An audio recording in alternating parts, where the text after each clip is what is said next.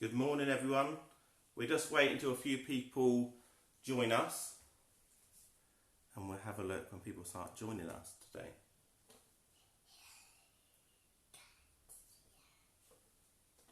So we're going to be discussing today prophecies in the Old Testament and connecting that with Jesus. But we just wait, stay still. We just wait until a few people join us. So we've got one person joining. We'll wait for a few more people to join us this morning, and then we're going to get into what we're going to be exploring today. So we've got Freddie and Christina watching us. Can you say hello? Hi. Morning. And we'll wait for a few more people to join us, and then we will get into it. Got one more person. There will be. So good morning. If you've just joined us, we're just waiting for a few more people to join us, and then we're going to start into what we're going to be looking at today. So we've got Louisa, morning. Louisa and family. Nicole's watching, good morning. We're going to wait for a few more people to join us, and then we're going to kick into what we're going to be exploring today.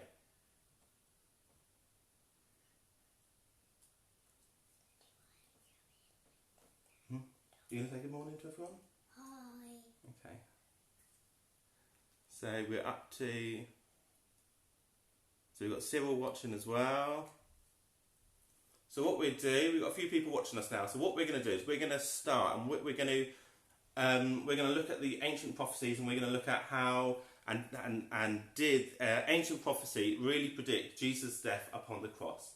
Florence here is showing you her new 4-point wristband, which she is wearing now. So firstly, what we're going to do is we're going to look at some Bible facts, just to give everyone an overview of the Bible. So when people look at the Bible, normally some people only see one book.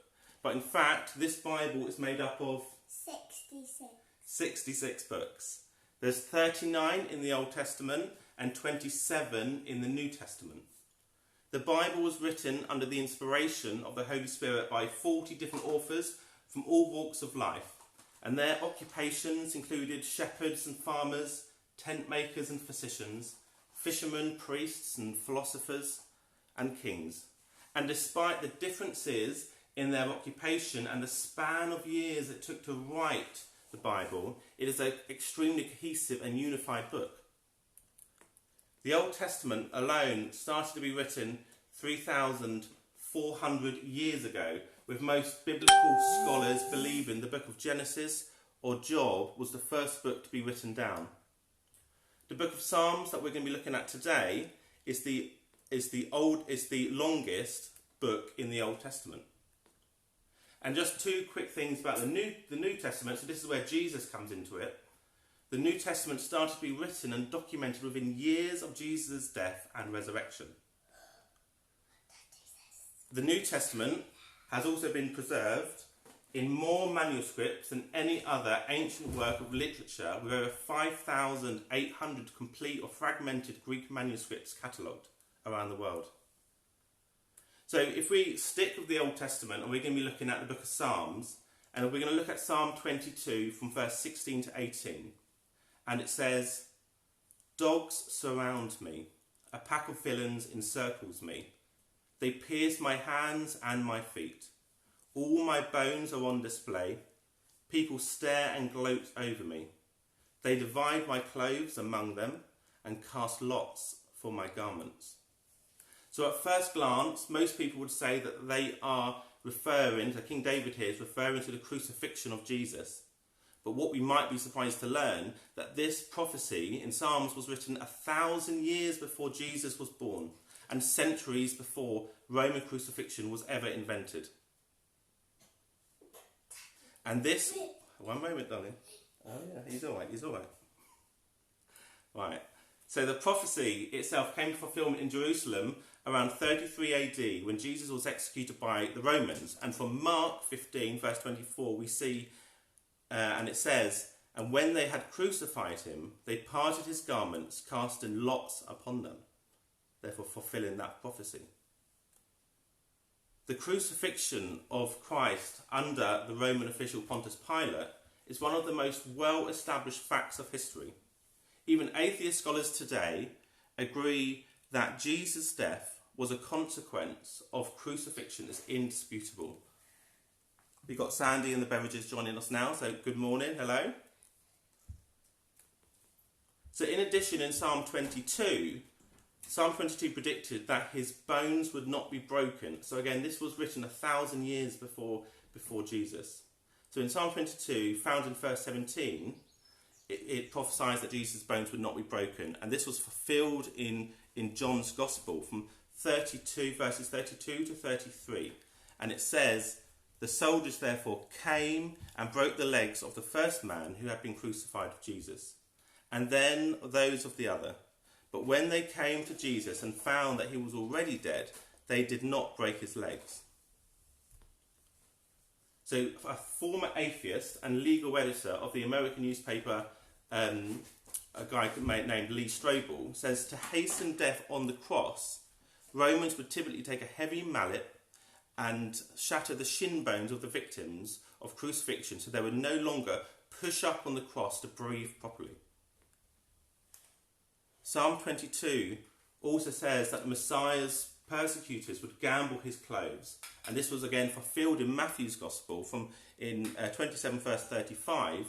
When they had crucified him, they divided up his clothes by casting lots. And according to a distinguished professor in America, he says that was typical of Romans. You'd strip the guy's clothes off and put him on the cross. And so any of the clothing considered of any value, they would gamble for. So that's the actual the history of those times. But there are many skeptics out there and atheists who will still challenge today and argue that Jesus could have just tried to make his life and his death fit in with the prophecy. But there is no way that Jesus could have orchestrated both his death on the cross and the prophesied events surrounding it. There is simply too much that was outside of his control. He was nailed to the cross, which we see in Psalm 22, and his bones were not broken before his death, we see in Psalm 34. His garments were gambled for in Psalm 22. Again, we find again this is all written 1,000 years before this happened.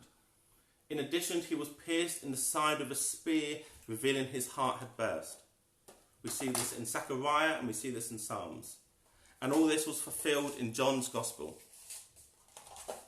He was crucified between criminals. We see that and find that in Isaiah. There was darkness over the land at noon. We see that in Amos and Matthew. Crucifixion itself was one of the most agonizing deaths people could face. No one would willingly go through it if they knew they weren't the Messiah. Lastly, we should also consider that Jesus fulfilled several hundred prophecies just like this during his earthly ministry. And this is clear proof that he is the Messiah spoken of the scriptures, and the Bible prophecy is 100% true. Furthermore, we look at the disciples that followed Jesus at the time. Do you really believe that they would die horrendous deaths for a lie? So this is why we as Christians, and over Easter, you may see Christians going about and celebrating and posting things on social media right now, but this is why we have our faith in Jesus. Christians don't need evidence to believe, but if you need it, it's right there. So that's the end of our message today. But what we're going to do now, Florence is going to join up, and some people... Okay, so today is Cafe Church's first birthday. We did have a plan. If we were going to meet together in the church, we were going to have a cake and a small celebration. So a year ago today, we kicked off Cafe Church down at Lindford. So what we're going to do now is we're going to light a small birthday cake. It is very small. It's a... how do you do it, Billy? Okay, and Florence is going to blow it out. Happy birthday, Cafe Church. And you're going to do some clapping. Okay, thank you for joining us today. This will be on Facebook, so you can watch it from the beginning until the end. We'll be meeting here on Facebook 10 o'clock every morning until we can meet back together at the church. But thank you for joining us today, and we'll see you soon.